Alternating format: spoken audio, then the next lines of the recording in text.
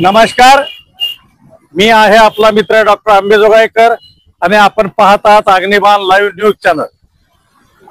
आज Umarkhed police station मध्ये एक पत्रकार परिषद घेण्यात आली आणि त्या पत्रकार परिषदेमध्ये उमरखेड पोलीस स्टेशनचे पोलीस निरीक्षक शंकर पांचाळ यांनी पत्रकार परिषदेतून इथून पुढे कोणत्याही धार्मिक सामाजिक कार्यामध्ये डीजेचा वापर केला जाणार नाही आणि जो कोणी डीजेचा वापर करेल त्याच्यावर कायदेशीर कारवाई करण्यात येईल अशा पद्धतीची पत्रकार परिषदेतून माहिती दिलेली आहे। तर आता आपण जाणून घेऊया पोलीस निरीक्षक शंकर पांचाळ यांची या संदर्भात प्रतिक्रिया। सर्व उमरखेड वासी आणि पोलीस ठाणे उमरखेड शहर परिसरातील आणि हद्दीतील सर्व नागरिकांना मी पोलीस निरीक्षक शंकर पांचाळ ठाणेदार उमरखेड पोलीस स्टेशन सर्वांना जय हिंद।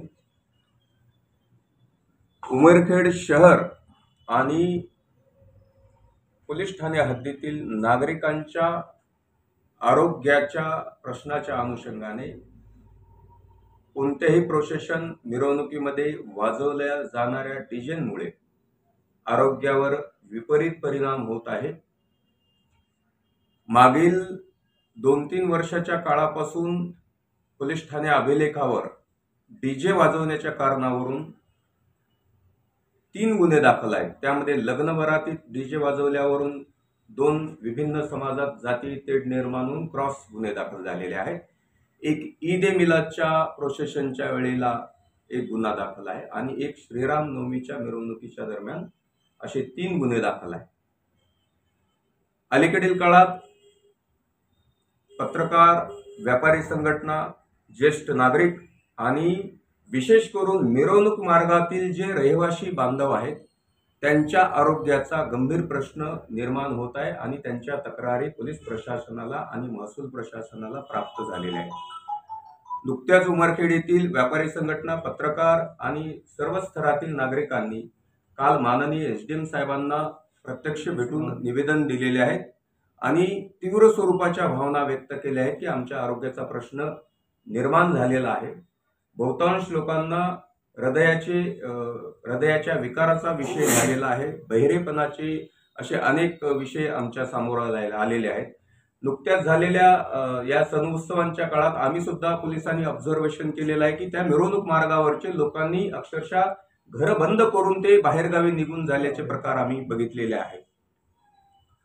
उमरखेड शहराची जी ओळख आहे किंवा इतिहास आहे तर जाती धर्मातील तेढ निर्माण होण्यावरून इथे सुद्धा अनेक विषय संदर्भात गुन्हे दाखल झालेले आहेत। तर डीजे वाजवल्याच्या आणि त्याच्यावरील आक्षेपार्ह गाणे वाजवल्याच्या कारणावरून सुद्धा गुन्हे दाखल आहेत। अनेक वेळेला त्यावर वादातीत गाणे वाजवल्यामुळे अनेक वेळेला प्रोसेशन मध्ये सुद्धा दगडफेक झालेली आहे।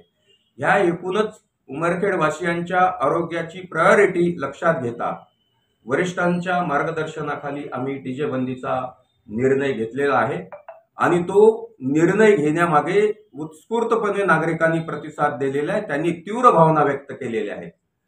नागरिकांच्या आणि सर्वांच्यात लहान मूल ते अबाल वृद्धांपर्यंतच्या सर्वांच्या आरोग्याच्या विषयाच्या अनुषंगाने तीव्र भावना आणि निवेदन दिल्यामुळे प्रशासनाने त्या बाबतीत निश्चितच माननीय पोलीस अधीक्षक सर, अप्पर पोलीस अधीक्षक सर, डीवायएसपी सरांच्या मार्गदर्शनाखाली आणि सर्वच पदाधिकाऱ्यांच्या समन्वयाने आम्ही हा डीजे मुक्तीचा आणि डीजे बंदीचा आम्ही निर्णय घेत आहोत।